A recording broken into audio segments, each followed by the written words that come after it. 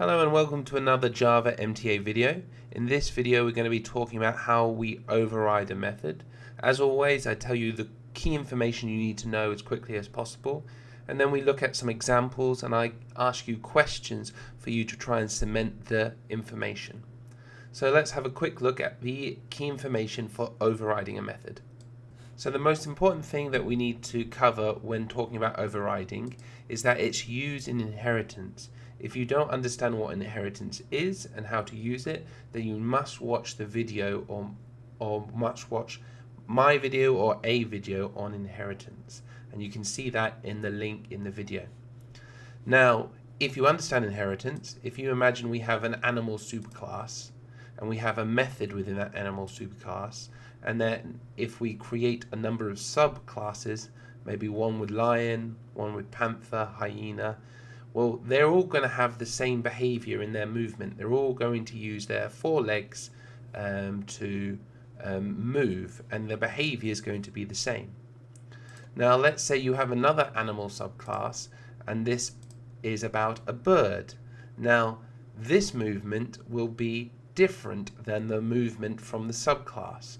So what we can use is the same name of the method, but we can override the behavior of our superclass or from our subclass. So it allows you to change the action of or a behavior of a super method from within your subclass. So it's very important that the method signature in your subclass and the method signature in your superclass be the same. And lastly, we need to be able to use override above the subclass method to indicate that this is the method that we are going to override the superclass. Now, another key point is a lot of people get confused with overriding and overloading. So even though they're very different, it is important to have a good understanding of what is overriding and what is overloading. If you're unsure about what overloading is, I would recommend you having a look at my video describing overloading. So now that we've covered the key points, let's look at some questions to cement this information. So here is some code. It has two classes, one super or parent class and one subclass or child class.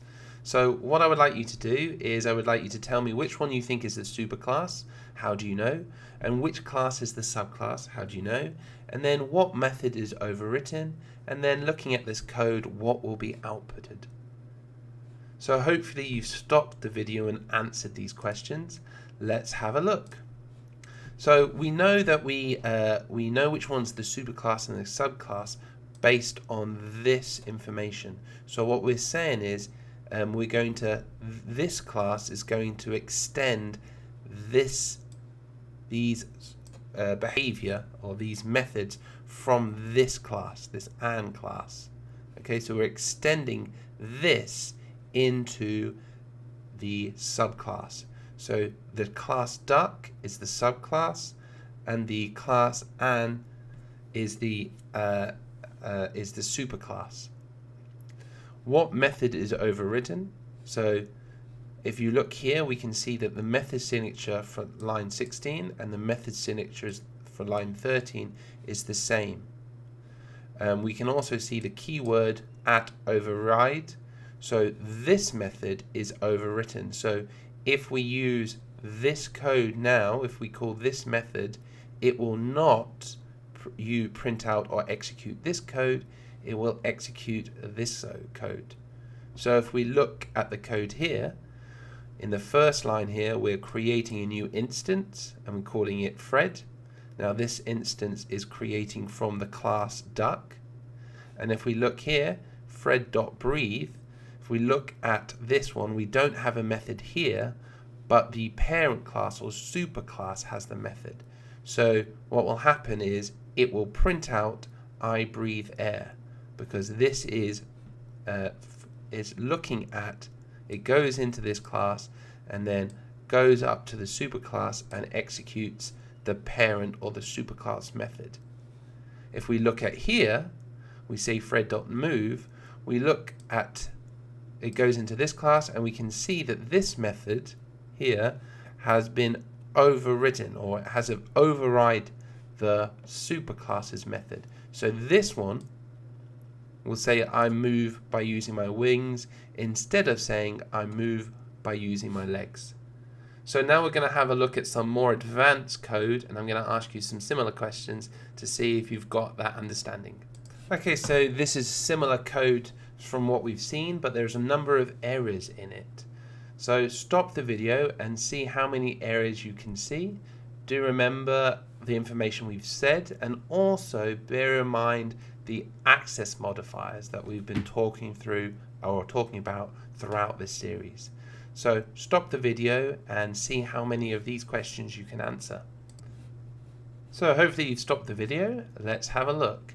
So how many errors can you see, and can you explain why each error is happening?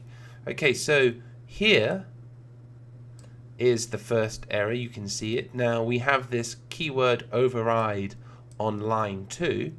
Now this, because we can see here, is the superclass. So the override keyword should not be in the superclass, it should always be in the subclass. So this override should actually be at line 14, because this is what we're trying to, this move method will override the superclass move method. So that is the first issue, and this is why that move is in red. Another error, if we see here, this is returning an int where our original one has a void. So again, it has to have that same method signature. So we need to change this signature to match that signature. So it should change into void here. Then, if we're looking at the third error, we can see that this is still red. And that's because that if we look at the superclass access modifier, it's private. And private means that this method can only be seen within this class. So it means that the child class or the subclass can't actually access this method to override it. So if we want to fix this method, we would have to change that access modifier to either protected or public, and that would fix those errors. So hopefully you were able to see all the errors, and hopefully you can now fix all the errors. So what we're going to do is that finally I'm going to ask some questions to see how well you think you've covered the information and how well you now understand overloading in Java. Overriding in Java. So have a look at these. If you are able to understand or know what is important about the method signature when overriding a method, I think you've got a good understanding of the concept. As you saw earlier, it's sometimes easy to mix up overloading and overriding. Are you able to explain the differences and when to use which one? And lastly, how does the access modifiers of the methods affect the overriding a method? So which ones can you use and which ones can't you use? And if you're able to answer all three, I think you have a very good understanding of overriding a method in Java. So if you found the video useful in any way, please subscribe, like, and if you're able to answer any of these questions here, please leave a comment below. And I'll see you in the next video.